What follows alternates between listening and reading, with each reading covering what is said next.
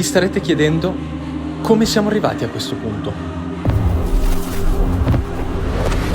Ma rotto il motore.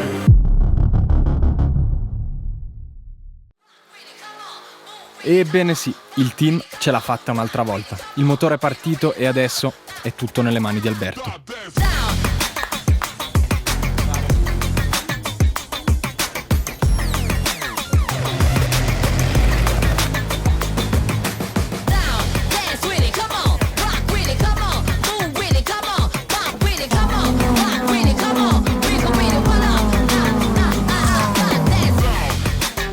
Io non so esattamente che cosa stia succedendo in questo campionato o in questo weekend, non lo so.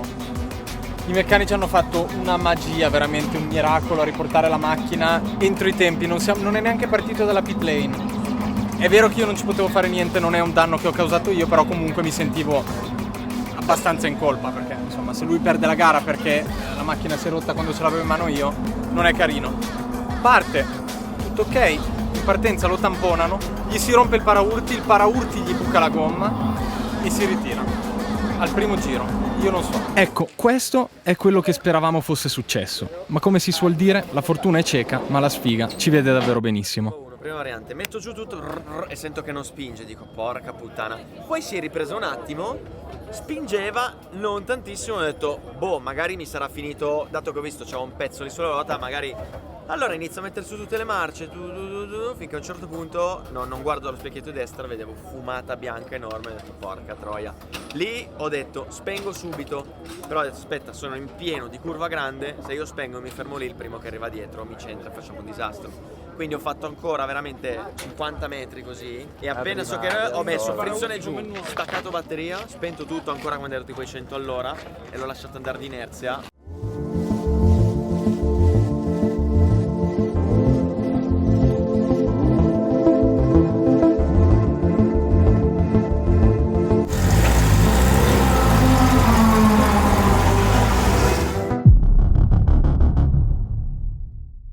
Ok, proviamoci. Il team ha fatto un'altra volta un'altra magia. La macchina funziona, sappiamo però che potrebbe non essere al top. Tanto, partendo dietro, non ho davvero niente da perdere. Devo solo provare a fare una gran rimonta per cambiare le sorti di un altro weekend che purtroppo è ancora partito storto.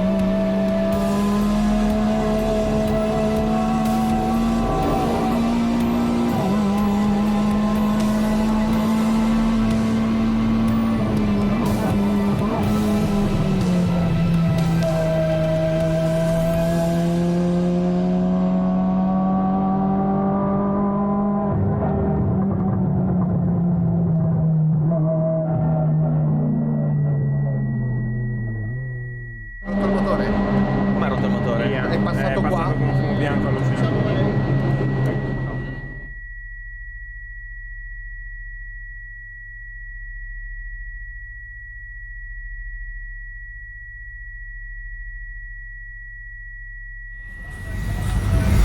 Io veramente non so più che cazzo dire, raga.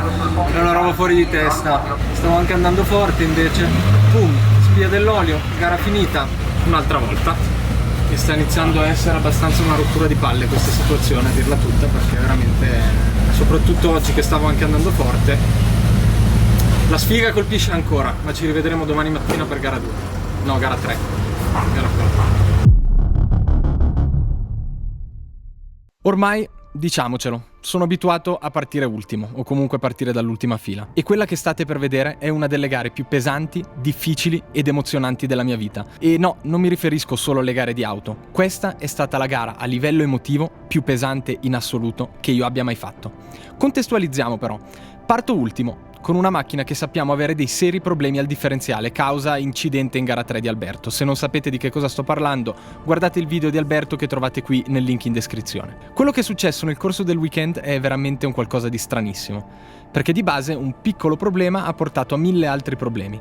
Motore rotto in qualifica che ha portato a finire la macchina al pelo per la gara di Nasca, che si è trovato con una macchina non al top e che ha ripresentato lo stesso errore che ho avuto io in qualifica, nonostante il motore fosse nuovo di pacca. Cambia il motore per la mia gara e anche questo motore nuovo si spacca e si rompe. Stiamo parlando di motori super affidabili che vengono usati in moltissime categorie e nonostante questo il motore si è rotto dopo 4 giri. Nessun dato sballato in telemetria e nessun dato rilevato che ci faccia pensare a un errore dei piloti. Quindi immagino, credo io, ci sia stato qualche problema con la partita di motori. L'unica cosa che mi consola è che perlomeno questa volta non siamo stati l'unico team con questo tipo di problema. Ne sono esplosi più o meno altri 5 ad altri team. Alberto parte ultimo in gara 3 e finisce P10 con una rimonta pazzesca. Peccato qualche colpo di troppo ricevuto e quando è sceso dalla macchina mi ha detto testuali parole. La macchina è tutta storta e non sta in pista. Sul rettilineo devi staccare le mani da quanto vibra, divertiti, sarà tosta. Non parole proprio incoraggianti. Non c'era però il tempo materiale per fare alcun tipo di modifica e quindi eccoci qui, ultimi, con tanta voglia di fare bene, ma con la consapevolezza che la macchina ha dei seri limiti e sarà difficilissima da gestire. Ma sapete una cosa? Io non ne posso più di stare dietro e stare tranquillo. Oggi si dà tutto e se la macchina si smonta, vabbè, mi ritirerò, ma lo farò con la consapevolezza di aver dato tutto quello che avevo.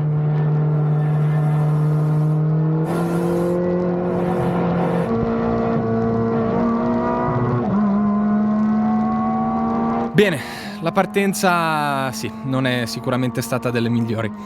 Il problema è che fin dai primi metri sento fortissime vibrazioni sul posteriore e non abbiamo velocità. Ok, questo significa una sola cosa. Ci si gioca tutto nel guidato.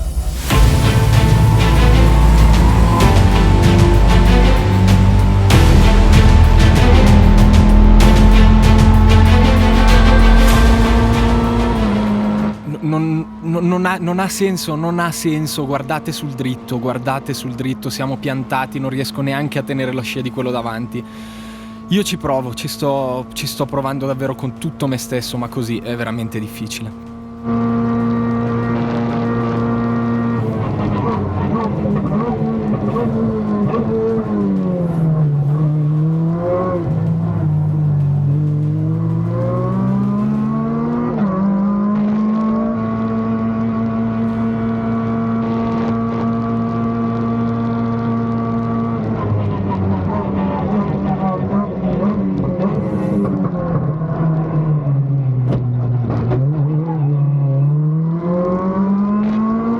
Intanto qui Cremona ha tagliato e mi deve ridare la posizione. Bravissimo perché non era scontato, mi ha subitissimo ricevuto la posizione. Bravo, grazie.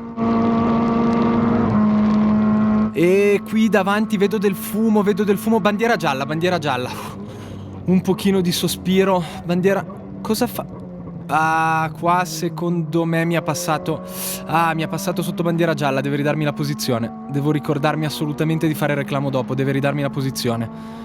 Ok, cavoli, la bandiera gialla era solo per 2 curve. Ok, ricomincia la lotta.